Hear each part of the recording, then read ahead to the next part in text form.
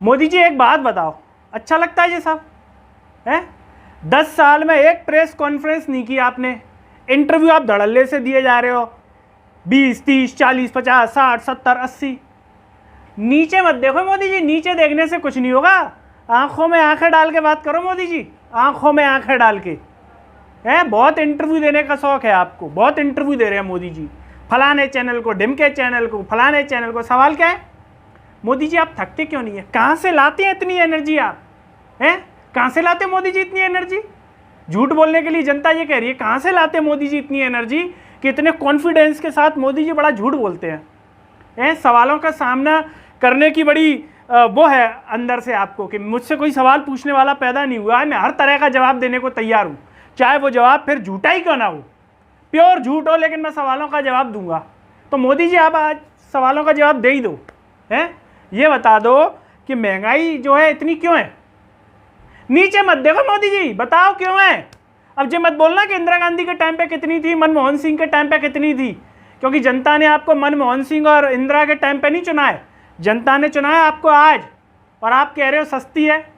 TV interview में आप बड़े कॉन्फिडेंस से कह रहे हो कि हमारे समय में महंगाई कम है जी महंगाई।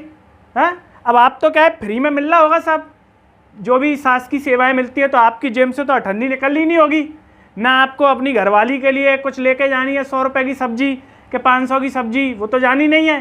तो आपको तो महंगाई लग नहीं रही होगी कि पेट्रोल 105 रुपया से ऊपर लीटर हो गया है, सिलेंडर 1100 से ऊपर हो गया है, ये भी आपको नहीं समझ में आ रही होगी।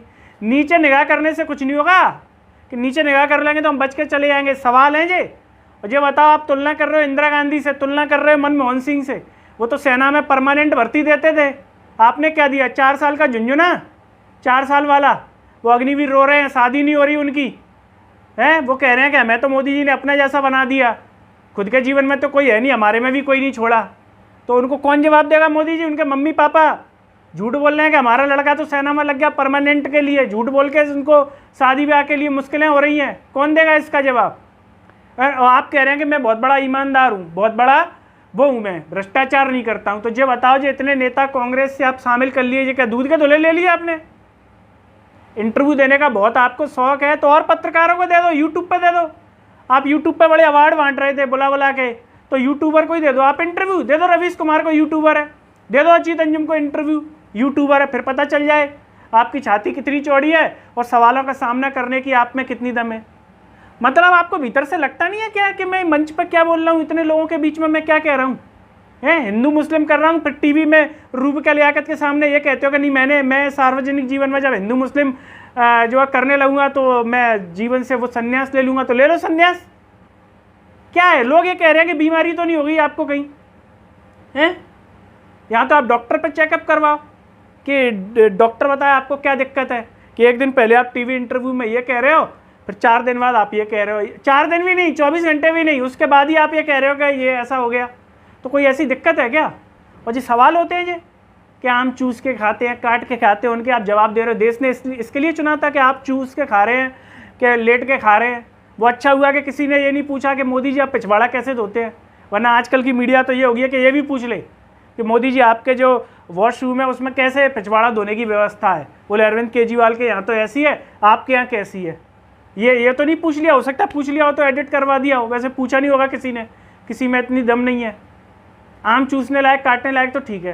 तो मोदी जी विचार करो, उम्र का ये मत सोचो, उम्र पे होती है व्यवस्था, दिक्कत होती है ना, उम्र में होती है ये, तो उसे स्वीकार करो। उम्र में अगर ऐसी प्रॉब्लम हो रही है तो कि आपको ध्यान नहीं रहता है, लोग कह रहे हैं सोशल मीडिया पे आप गजनी हो गए हो, है ना, तो इसमें कोई दिक्कत और निराश होने वाली बात नहीं है। आप अगर ऐसी समस्या है तो हमारे देश में बहुत अच्छे चिकित्सक भी हैं, उनसे आप बात करो, आपको बात करने की क्या ज़रूरत है? एक फ़ोन कर देंगे तो सारे चिकित्सक दौड़े चले आएंगे विदेश से भी। तो उस पर करो और इन देश पर करो उद्धार, ये बच्चों का भला हो जाए, जिससे इनकी हो जाए शादी वादी और इनके घर बार पल जाएँ, वरना आप तो चले जाओगे टाटा बाय बाय करते हुए, ये अपने भाग्य को रोएंगे कि क्या हो गया इनके साथ।